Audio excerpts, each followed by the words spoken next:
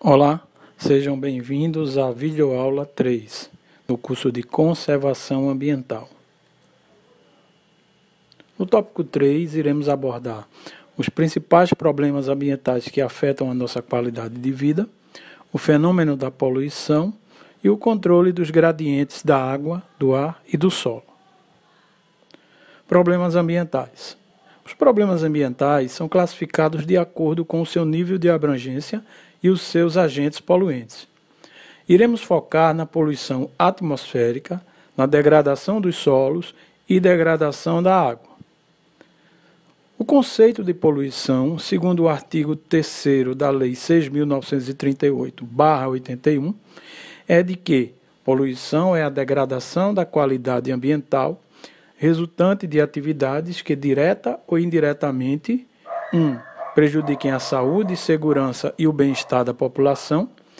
2. Criem condições adversas às atividades sociais e econômicas. 3. Afetem desfavoravelmente a biota. 4. Afetem as condições estéticas e sanitárias do meio ambiente. E 5. Lancem matérias ou energia em desacordo com os padrões ambientais estabelecidos. Ou seja, existem uma série de situações onde podemos dizer que há a poluição. Ela é conceituada como a mudança da qualidade ambiental de um determinado aspecto. Existem padrões estabelecidos de qualidade quando há a mudança. Quando há o desacordo com esses padrões estabelecidos, dizemos que há poluição. E as indústrias são o fator mais impactante da poluição, principalmente da poluição atmosférica. Temos um gráfico aí, uma figura, que mostra o crescimento ao longo dos anos da poluição atmosférica, um crescimento quase que exponencial. Percebe-se que, com o advento da Revolução Industrial e passando de 1960, meados do século XX, você tem o crescimento bem vertiginoso, aí, exponencial da poluição atmosférica, o crescimento, especificamente falando, da concentração mundial de CO2 na atmosfera, que é um dos principais poluentes. Controle ambiental do ar. A atmosfera tem capacidade limitada de autodepuração. É sabido que existem limites para que o sistema, para que o meio ambiente ele se autorregenere, e a atmosfera, como não poderia ser diferente, tem uma capacidade limitada de autodepuração. A queima de combustíveis fósseis ele é um fator preponderante no processo de poluição. Então, com a Revolução Industrial, o crescimento das indústrias e também com o aumento dos veículos automotores nas ruas, você tem um aumento de gases que nós chamamos gases de efeito estufa, provenientes de combustíveis fósseis, como o petróleo, por exemplo, CO2, o metano, clorofluorcarbonos e NOx e SOx. Lembrando que o X aí é a quantidade de oxigênio, de moléculas de oxigênio que formam nitratos e sulfatos. Existem níveis de concentração máxima em ppm, ou seja, partícula por milhão, de poluentes que podem considerar a atmosfera limpa, segundo dados da Organização Mundial de Saúde. Então, existem parâmetros, existem limites que determinam a quantidade de ppm de poluentes na atmosfera, considera-se a atmosfera limpa. No Brasil, os padrões de qualidade do ar são estabelecidos pelo CONAMA, em sua resolução 03/90. Percebam que existem parâmetros mundiais pela Organização Mundial de Saúde e que no Brasil a determinação desses padrões, desses parâmetros, estão na mão do Conselho Nacional do Meio Ambiente, são determinados pelo CONAMA. Poderíamos exemplificar aqui como padrões primários estão relacionados à proteção da saúde pública e padrões secundários que estão relacionados à proteção do meio ambiente. Montamos um quadro aí que está relacionado aos padrões de qualidade do ar, segundo a resolução do CONAMA. Então, nós temos na primeira coluna os poluentes listados, na segunda coluna o padrão primário e na terceira coluna padrão secundário. Na quarta coluna o período de exposição a esse poluente. Então, a unidade é micrograma por metro cúbico.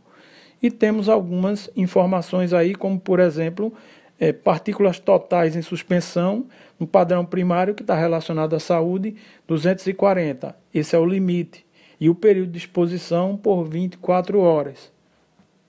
Monóxido de carbono, por exemplo, temos aí 40.000 microgramas por metro cúbico e o tempo de exposição, 1 hora. Percebam que o tempo de exposição é muito menor, pois o monóxido de carbono é um poluente muito mais grave, muito mais tóxico do que essas partículas totais em suspensão que ficam na atmosfera.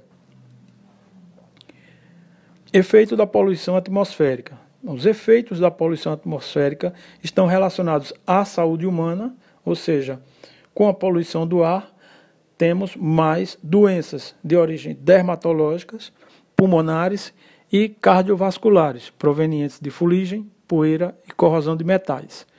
Em nível global, temos fenômenos que estão relacionados diretamente a essa poluição, como a chuva ácida, o aquecimento global e o buraco na camada de ozônio. Medidas de prevenção e controle da qualidade do ar. Temos a redução de poluentes na fonte geradora, é uma das medidas que fazem com que essa qualidade do ar ela consiga estar melhor, minimizar esse processo de poluição.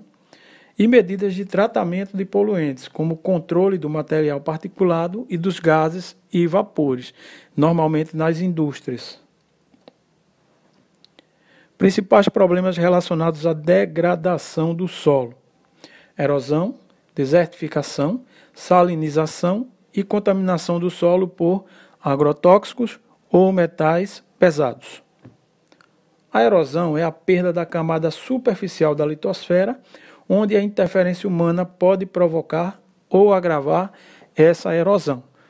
Com a ação humana, a ação antrópica, a perda da camada superficial da litosfera, do solo, esse solo ele fica muito exposto, e passa a se empobrecer e tem as principais consequências, que são o desmatamento, o empobrecimento do solo e a contaminação.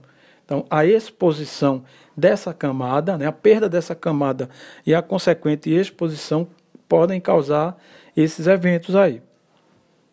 Desmatamento e queimadas, que estão associados à agricultura, como falamos, a agricultura como ação humana, que faz com que esse solo ele fique exposto, mineração, estradas hidrelétricas e moradias. Impactos como a redução da biodiversidade, quanto mais você desmata e com as ações humanas causando a degradação ambiental, você tem a redução das espécies, o empobrecimento do solo, o assoreamento dos rios, a extinção de comunidades indígenas e o aumento do CO2 na atmosfera. Desertificação. Degradação de terras áridas e semiáridas devido à variação climática e ações antrópicas. Ou seja, o processo de desertificação ele pode acontecer não só por ação humana, mas também por fatores naturais, como variações climáticas. As suas principais causas são o uso intensivo do solo pela agricultura, os desmatamentos e a pecuária extensiva, o uso das áreas para a criação de gado e seu pisoteio causa essa desertificação. Contaminação por agrotóxicos. Os fertilizantes e herbicidas agridem o agricultor e o solo, como também a água e os lençóis freáticos. A solução encontrada foi a substituição por adubo orgânico e controle biológico através do uso de predadores naturais. Ainda existe diria que, em sua maioria, o uso de fertilizantes e herbicidas. Porém, há um início de uma mudança de pensamento, né, de que nós precisamos evitar esse veneno, tá? E que devemos utilizar de materiais mais sustentáveis. Disponibilidade de água no planeta. Todos sabemos da dificuldade de encontrar água em nosso planeta. Há uma escassez muito grande.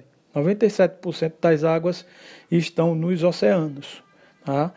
Principalmente pela quantidade de água doce pequena, e essa água doce já está em muitos locais, está poluída. Portanto, é importante entendermos, é importante nos conscientizarmos de que devemos cuidar desse bem que é tão precioso para todos nós e que precisamos deles para sobreviver. É isso, pessoal. Espero que vocês tenham aproveitado a aula, que tenham gostado. Qualquer dúvida, entre em contato conosco. Bons estudos, um abraço, até a próxima.